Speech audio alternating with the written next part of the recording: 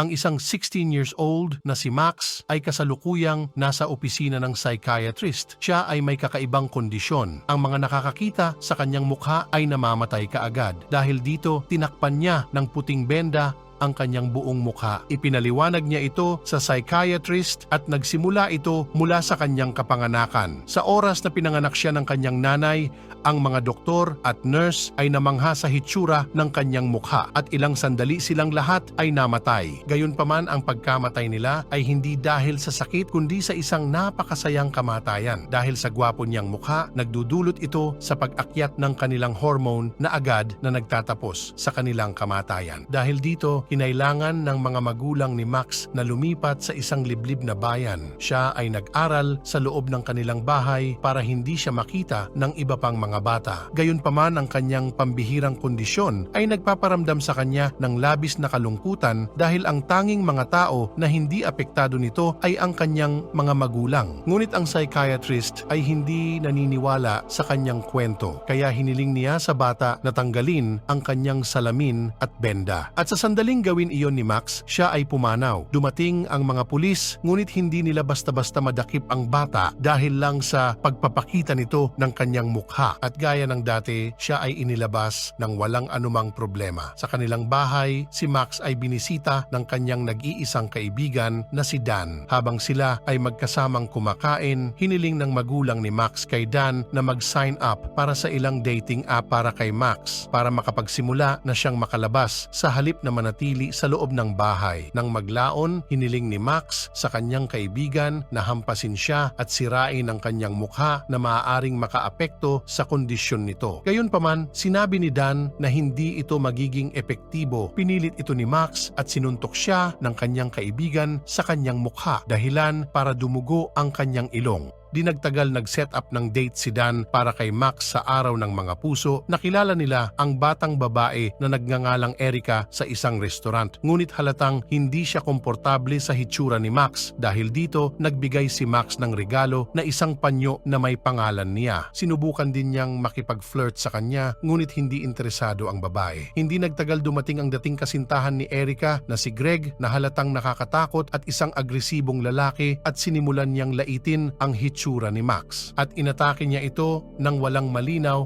na dahilan. Sa kabila ng kahihiyan nangyari sa kanya, sinubukan ni Max na makipagkita kay Erica sa ibang araw, ngunit tumanggi siya at lumayo. Dahil dito, dumanas ng mental breakdown si Max. Pumunta siya sa isang bridge at tinatangkang magpakamatay, ngunit bago pa niya gawin ang balak niya, may isang batang babae ang lumapit sa kanya na nagngangalang Alex at sinabi niya na kailangan niyang pumunta sa mas mataas na bridge kung talagang gusto niyang magpakamatay. Nagalit si Max sa sinabi ng bata at sinigawan ito, ngunit bilang tugon, mahinahong sinabi ni Alex na alam niyang hindi siya tatalon. Dahil dito, sinabi ni Max ang kanyang kalagayan at gusto na lang niyang mabuhay ng normal tulad ng iba. Dinala siya ni Alex sa isang retirement home kung saan siya ay nagboluntaryo. Doon nga ay pinakilala siya sa kanyang matatandang kaibigan na si Esther na may Alzheimer's disease at si Rosemary na may nakakamatay na sakit, at buong araw silang nakipag-usap sa kanila na nakapagpasaya kay Max dahil may mga tao pang mas mahirap ang kalagayan kaysa sa kanya. Bago sila maghiwalay, tinanong ni Max si Alex kung pwede silang magkita ulit. Nakakalungkot, ngunit tinalikuran siya nito at umalis. Kinabukasan, sinabi ni Max kay Dan ang tungkol kay Alex at ipinahayag ang pananabik na makita siyang muli. Sinabi ni Dan na pumunta siya sa parehong lugar kung saan sila unang nagkita at hintayin siya doon. Dahil dito sinunod niya ang payo ni Dan sa kanya at hinintay siya sa sakayan ng bus na malapit sa bridge. Sa kabutihang palad, nakita niya itong muli at nakumbinsi itong samahan siya. Kasunod nito, pumunta sila sa tindahan kung saan bumili sila ng maraming candies. Pagkatapos ay nilagyan nila ang kanyang bathtub ng mga candies at umupo dito. Mula sa puntong ito, nakapag-bonding ang dalawa. Pagkatapos ay sinabi ni Max ang kondisyon nito sa kanya, ngunit hindi ito apektado na katulad ng mga iba. Sinabi din ni Alex ang kanyang pambihirang sakit na cardiovascular na kung saan lumalaki ang kanyang puso sa tuwing nakakaramdam siya ng anumang emosyon. Ipinakita rin niya ang device na kung saan nakikita niya ang status ng kanyang puso sa bawat oras.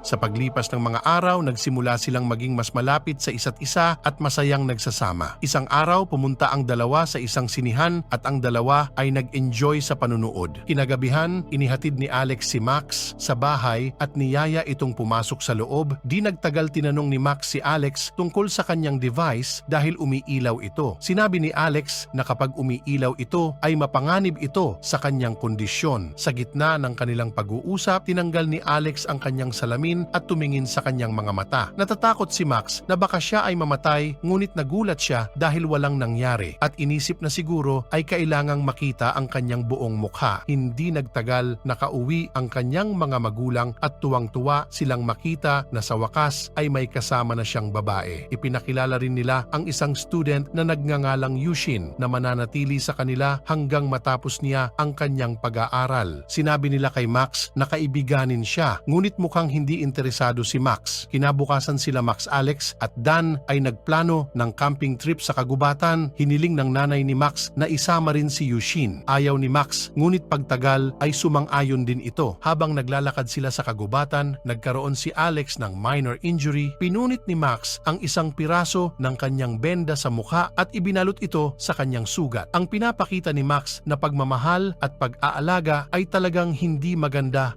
sa kondisyon ng puso ni Alex. Pagsapit ng gabi, lahat sila ay nag-set up ng bonfire at higaan. Sa sandaling iyon, ipinahayag ni Alex ang kanyang pagnanais na makita ang mukha ni Max. Pumayag si Max, ngunit nilagyan niya ng takip ang mga mata nito at hinayaan na mahawakan at di nagtagal, naghalikan ang dalawa. Sumunod, pinisita nila Max at Alex ang retirement home. Ngunit si Rosemary pala ay nasa kritikal na kondisyon. Hindi mapigilang maluha ni Alex habang pinagmamas na naghihirap si Rosemary at masama ito sa kanyang kalusugan, kaya naman lumabas siya sa kwarto na sinundan ni Max. Ang dalawa ay nag-usap tungkol sa kalagayan ni Rosemary at ginagawa ng nursing home ang makakaya nila para mailigtas siya. Ngunit mas lalo itong naghihirap dahil sa mga device na nilalagay nila sa kanyang katawan. Dahil dito, hiniling ni Alex kay Max na tanggalin ang kanyang benda sa mukha at ipakita ang buo niyang mukha kay Rosemary. Sa ganitong paraan, hindi na kailangang magdusa ng husto si Rosemary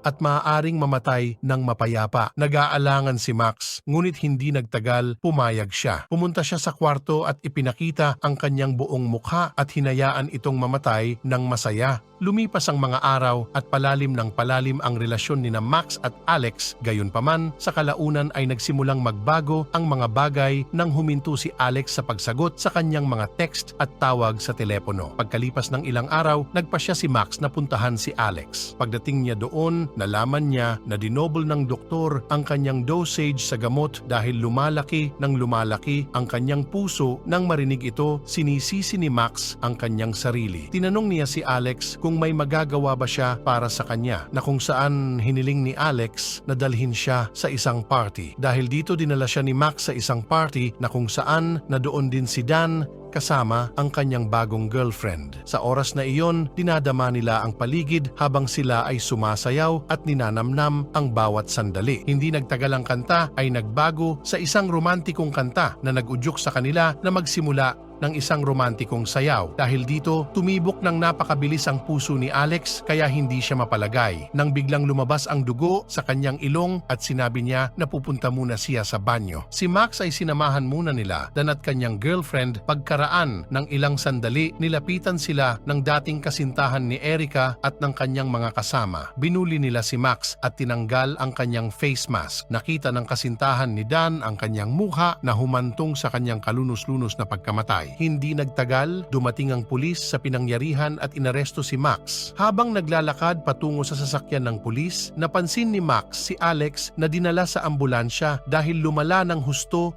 ang kanyang kalusugan. Pagkatapos gumugol ng isang araw sa bilangguan, kahit papano ay nakapiyansa si Max at nagmadali siyang pumunta sa ospital para makita si Alex. Doon nalaman niyang ang mga gamot na kanyang iniinom ay para mapigilan ang kanyang emosyon at hindi gamot para sa puso. Ngunit dahil nagsimula siyang mahulog sa kanya, kusang loob niyang itataya ang kanyang buhay para makaranas ng pagmamahal na kung saan huminto ito sa pag-inom ng gamot. Ngayong nasa huling yugto na siya ng kanyang buhay, buhay, ang kanyang huling wish kay Max ay makita ang kanyang buong mukha at mamatay ito ng mapayapa. Hindi papayagan ni Max na mawala si Alex sa kanyang buhay kaya pinagalitan niya ito at lumabas na siya. Dahil dito, umuwi si Max at sinubukang sirain ang kanyang mukha gamit ang isang bato. Gayunpaman, pinigilan siya ng kanyang mga magulang at napahinto nila ito nang niyakap nila ito ng mahigpit. Kasabay nito, ang pusa ni Yushin ay nakita ang kanyang mukha. Dahil dito, ito ay namatay din. Mula sa araw na iyon, si Max ay hindi na nakipagkita kay Alex dahil naiinis ito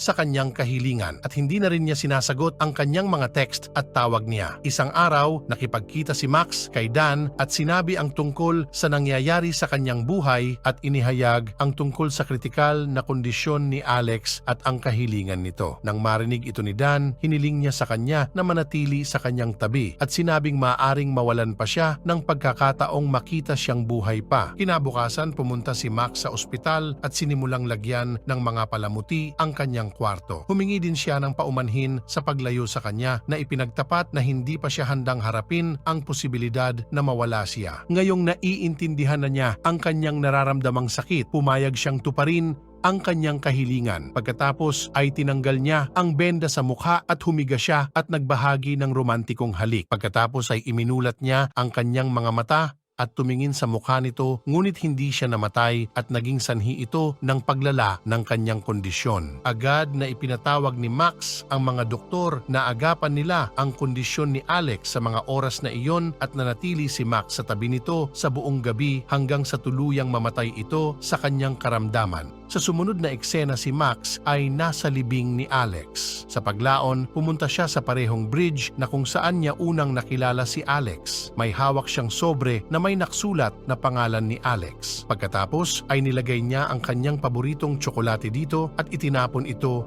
sa ilog. Pagkalipas ng ilang araw, ang mga kaso ni Max ay ibinaba ng korte dahil namatay ang girlfriend ni Dan sa natural na paraan ayon sa mga forensics. Nagsimulang maging positibo ang buhay ni Max at unti-unting naglalaho ang kanyang malungkot na nararamdaman. Para mabigyan ng honor si Alex, pumupunta siya sa retirement home paminsan-minsan at gumugugol ng oras kasama si Esther. Sa kalaunan, nakahanap si Max ng tamang paraan upang magamit ang kanyang natatanging kakayahan. Ibinibigay niya ang euthanasia sa mga humihiling nito para matignan nila ang kanyang mukha at mamatay ng masaya at mapayapa. Nagtapos ang pelikula habang isinalaysay ni Max na ang pinakamahalagang bagay na natutunan niya kay Alex ay ang kanyang mukha ay hindi nakakamatay sa mga taong nagmamahal sa kanya ng walang kondisyon.